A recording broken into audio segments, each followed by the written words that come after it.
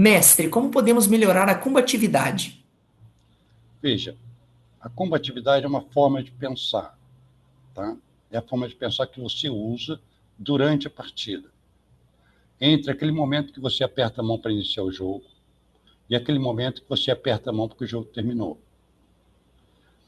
Este momento se refere aos lances que você vai realizar no tabuleiro.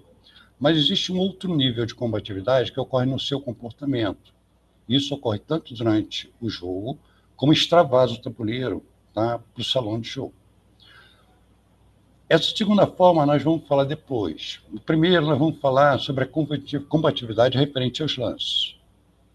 A primeira coisa a fazer para melhorar a combatividade é se tornar alérgico ao empate. Você não ganha nada com empate. Se você ganhar, ganhou. Se você perdeu, aprendeu alguma coisa. O empate não traz nada de útil para você.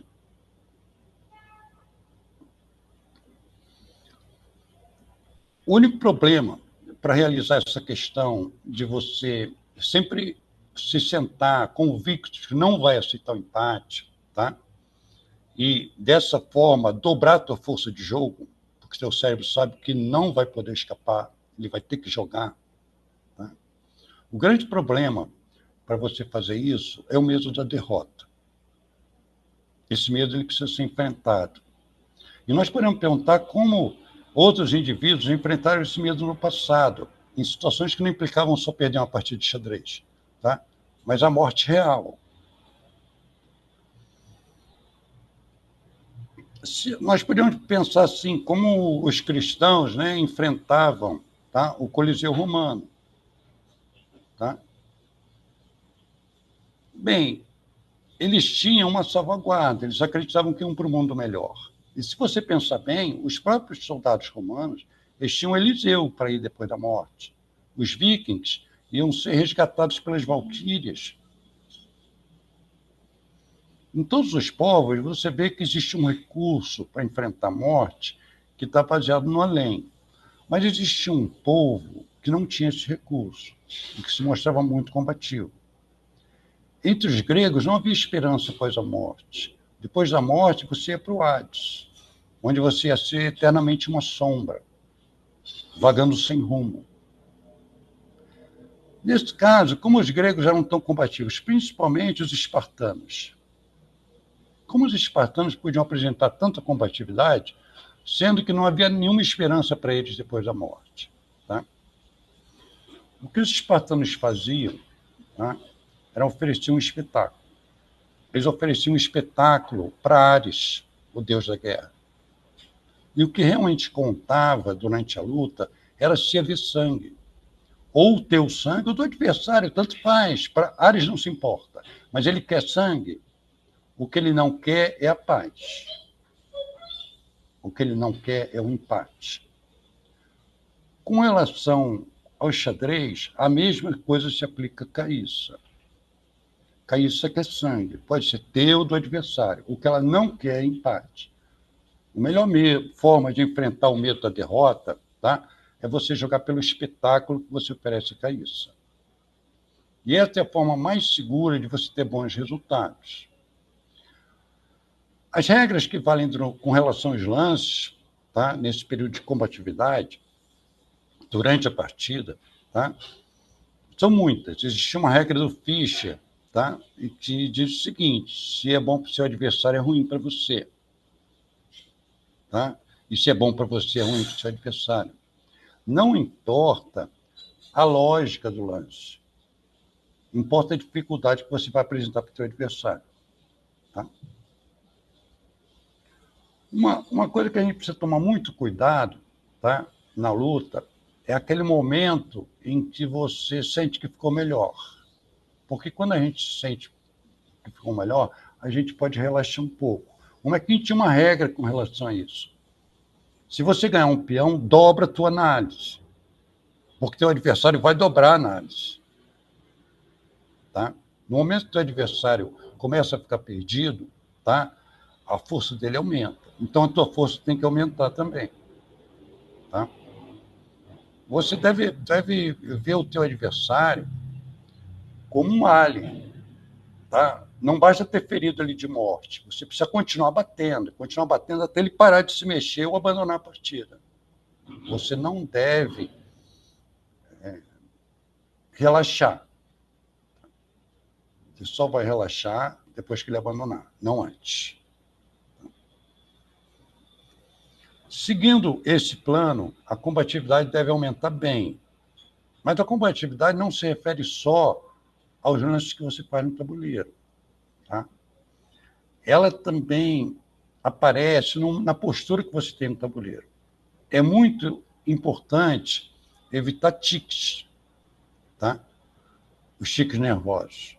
Você precisa se policiar para você estar sempre frio, não importa a posição. Na verdade, você deve se mostrar tão mais relaxado quanto pior você está na posição. Tá? Você não deve demonstrar preocupação, tá, com relação à sua posição, porque isso vai deixar o teu adversário mais tranquilo. Tá? A questão do empate é uma questão importante. Alguns adversários usam a proposta de empate, tá, como uma forma de luta. Alguns jogadores, na hora que ficam um pouquinho melhor contra você, eles propõem um empate. Tá?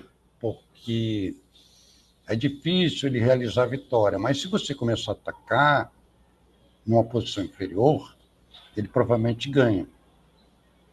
Outros jogadores, eles só propõem empate quando estão perdidos. E assim recuperam muito ponto, se são jogadores muito fortes. Jogadores mais fracos tendem a aceitar esse empate. Mas uma boa posição com relação ao empate é, primeiro, nunca propor.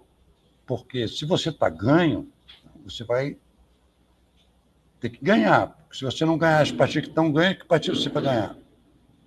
Se a posição está empatada, você não precisa propor empate, porque ela já está empatada mesmo.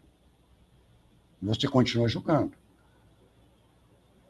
E se você está perdido, você não deve propor empate, porque você vai avisar o teu adversário, tá, que você está inseguro com relação à posição. Então você não dá nenhuma brecha para o seu adversário. E se o seu adversário propõe empate, você pode, exceto o caso em que você está perdido, então você deve aceitar o empate, mas é a única exceção. Tá? Você simplesmente ignora a proposta de empate. É uma forma elegante de recusar o empate. Você pode recusar o empate fazendo o lance. E você não gasta tempo pensando. Parar para pensar na proposta de empate do adversário, já você perdeu a combatividade. Não faça isso. Ignora a proposta de empate e continue jogando. Ok? Mas com relação ao comportamento, eu tinha falado que é muito importante evitar os tiques, tá? Se o teu adversário começa a apresentar um tique, é bom sinal. É sinal que ele está inseguro, ele está nervoso. Mas você não deve apresentar esse tique, você deve se policiar. Tá?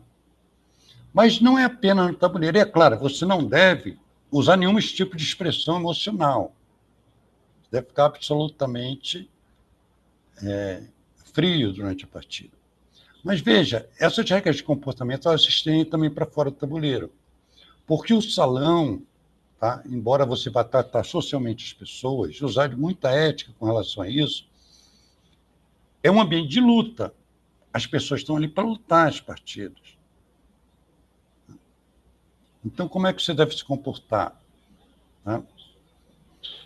Você deve ser o mais ético possível, porque isso também é uma forma de luta. Tá?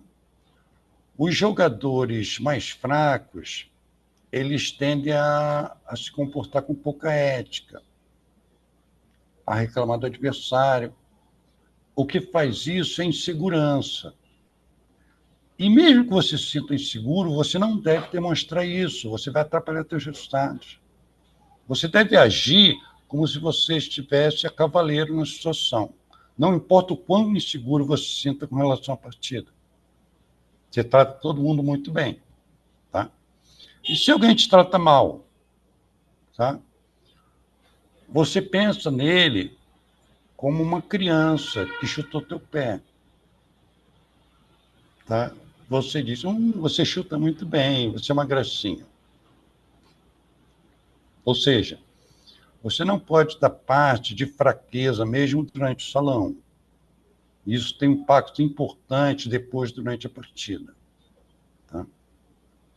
E lembre-se, depois da partida, durante a partida, o que realmente importa, tá, é o sangue no tabuleiro. Pode ser o seu ou do adversário, tanto faz. Mas é isso que Caíssa espera de você. E se você agradar a Caíssa, os teus resultados vão ser muito melhores.